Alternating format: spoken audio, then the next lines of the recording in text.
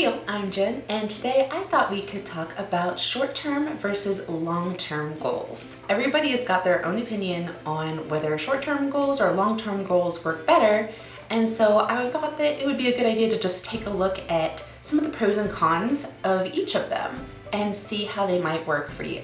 I have a look at 5 different types of goals that are more time-bound set. So there are daily, weekly, monthly, quarterly, and yearly. There's also ones that go obviously beyond that, but those are the main ones that we tend to think about when we think about setting goals. You can also have your 5-year and 10-year plan, but really they're all going to break down to some of these. So some of the pros for daily goals. 1, they're small and actionable.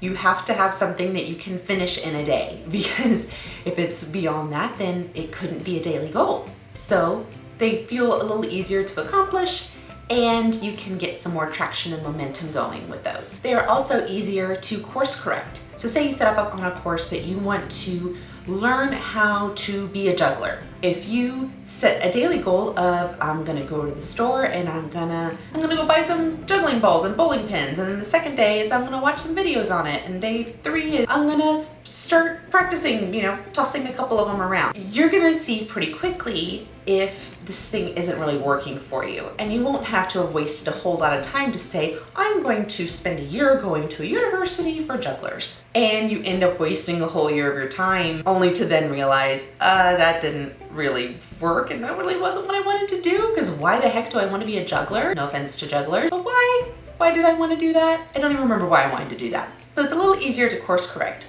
Or say you do still want to be a juggler, but you only want to juggle things that are on fire. By having these daily goals, you can see pretty quickly that the juggling of the bowling balls is really not for you, so why don't I try some other things? Try to juggle knives, juggle fling. I have no idea how I even got onto this juggling topic, but you get what I mean. It's easier to course correct and change your path along the way, or make small adjustments to what would otherwise be a very large goal. And another pro for daily goals is that it's so much harder to procrastinate. You have to get this done today. If you're not, you didn't meet your goal. You've always got that kind of immediate pressure to get your goal done. Some cons for daily goals. They can be incredibly tedious. Some people cannot focus their entire life on something that they have to do every single day. Another con is it's really easy to get behind. Because if you let one day go by, it's really easy to let another day go by and another day go by, and then all of a sudden you've missed a whole lot of days. It can really push that momentum in the opposite direction. The goals are not as flexible, and I don't mean necessarily in the course correcting way that I was talking about for the pro side. This is less flexible as far as if you have decided that you're gonna write 500 words a day, then there's really no changing that unless you're changing your goal every day, and then you're not really having daily goals and it just gets really muddied there. So it can tend to be a little less flexible. And the last con is you don't see big changes. Some people need to have the big effect, the big wow, in order to keep their motivation going. It might not feel like as much of a reward to complete a daily goal because it feels a lot smaller. Okay, now let's talk about weekly goals. Weekly goals are a little more flexible. Instead of saying you wanted to have 500 words done every day, you can say, I want to have the same effect, but I want to have the weekends off. So I want 2,500 words done in a week. That is a lot more flexible because say on Monday you get sick, and then on Tuesday you had that appointment you couldn't move. You can still get your 2,500 words done on Wednesday, Thursday, and Friday and still have your weekend off. So it can be a little more flexible and malleable as far as your timeline goes. Another pro is it's a bigger chunk, but it's still doable. It doesn't seem so huge that it's like, oh my God, it's still a relatively moderate goal. You're not gonna be overwhelmed by this because you have enough time to do it and it's still fairly small. Also, it's not that easy to forget. With longer term goals, you can run into the issue of, I completely forgot that I had that as a goal. Like, how many of us forget our New Year's resolutions by February? Because they're not front of mind, they're not constantly being worked on. With weekly goals, you kind of have to work on them all the time, or at least have them near at hand, so it keeps you more focused on the goal and you're much less likely to forget it. For the cons, it's also easier to procrastinate. That flexibility that was a pro can also lead to procrastination. So say you had that, you got sick on Monday and you had that appointment on Tuesday, and Wednesday's kind of the only day that I can marathon Stranger Things. And Thursday was just flew by me. I didn't even notice it. And all of a sudden we're on Friday and I still have my 2,500 word weekly goal to make. So it's a little easier to procrastinate. Now for monthly goals. Some of the pros are that you can see the bigger picture, which means that you can see growth over time. You can have larger goals, so you're obviously going to see more growth than you would through small goals or through the medium-sized goals that we had with the weekly goals. This can also help you feel more productive. Because you're seeing a bigger goal get accomplished, it can make you feel more productive, which can motivate you to further increase your productivity. Now for cons. You know how we were talking about that it's easy to procrastinate with a weekly goal? It's even easier to procrastinate with a monthly goal. Also for monthly goals, they can easily become overwhelming if you put too much on them. Sometimes we overestimate how much we can get done in a month, and then we give ourselves goals that are really big and not necessarily accomplishable in a month.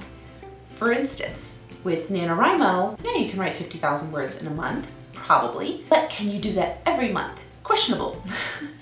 Because if you're the kind of person who has the month before that you're prepping and planning and getting yourself all sorted out in order to accomplish that 50,000 word goal in the month of November, and then you need December to kind of recuperate from it, then setting a 50,000 word goal for October, November, and December is not gonna happen. Now, quarterly goals. Quarterly goals are wonderful for longer to-do lists.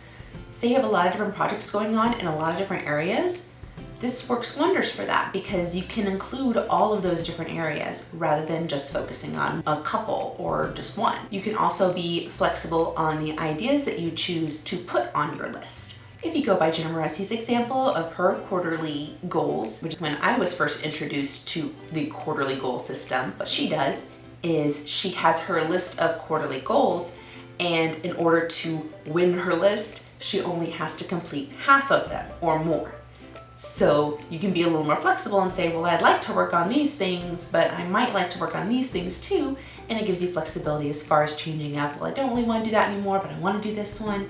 So it gives you some balance and flexibility. Another pro is quarterly goals are more functional for long-term goals. It's just a long enough time that you have more time to complete bigger tasks, but not so long that you forget that those items were on your list. It also gives you more time to finish. So say you tend to overpromise on your monthly goals. Well, if you put that into a quarterly goal, then you're gonna have plenty of time to flesh that out.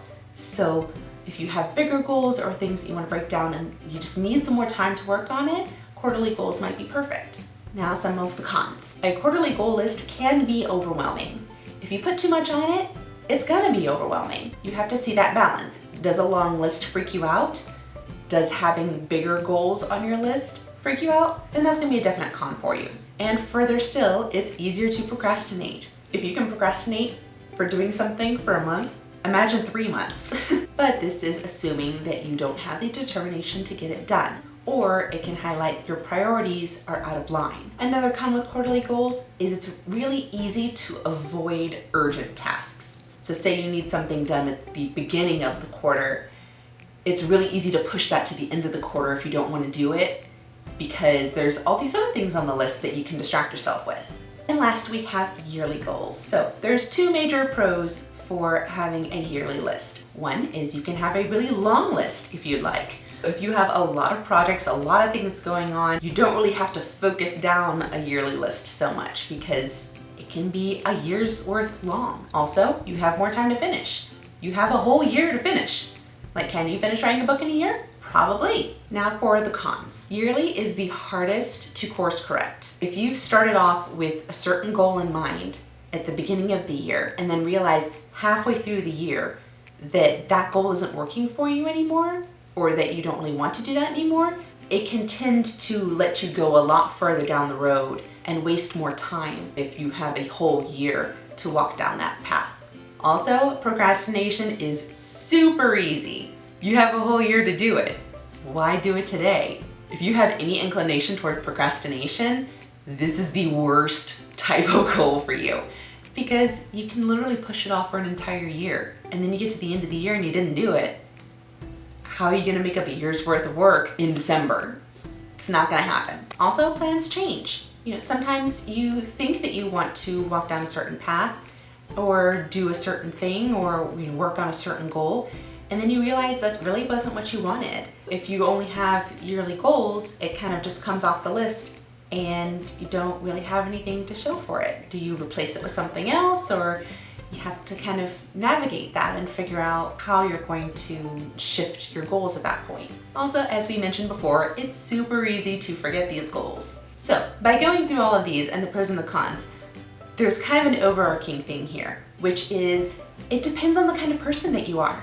It depends on how you function. It depends on how your brain works to see which of these are going to work best for you. If you have a whole bunch of really big to-dos and you're good at keeping yourself disciplined and not procrastinating, then yearly goals may be perfect for you. And that tedium of the daily goal would just drive you bonkers. But some people need to have that regimented daily goal. And the idea of a yearly goal is like, oh, well, I will never get anything done because I'm always going to procrastinate or I'm going to forget. It really just depends on who you are, how you think, what kind of goals you have. And when you pull those different facets together, that's when you hit the type of goals that'll work best for you. And also keeping in mind, the way you handle goals might change over time. I used to be a die-hard daily goal person, and now daily goals pique my anxiety like nothing else. So daily goals are not a great idea for me. Weekly tends to be working better, and also quarterly goals are working well. So those are things that I have found that work better for me right now, but that's probably gonna change. So you have to be willing to work with yourself and figure out over time which way is gonna work best for you for this time in your life. Something that I've noticed has helped me as well is the longer the term of the goal, the more general and flexible I need the goal to be. So it gets me something that points me in the direction that I think I want to go, but also has the flexibility that if something changes along the way, I can still course correct and keep going in the direction that's right for me. I hoped this helped. Let me know down in the comments, what are you working on and how are you planning on getting there? Let's chat about it down in the comments. So if you like this video, please like, subscribe, and ding that bell so you don't miss any videos. I post them every Tuesday, so I will see you next time. Bye.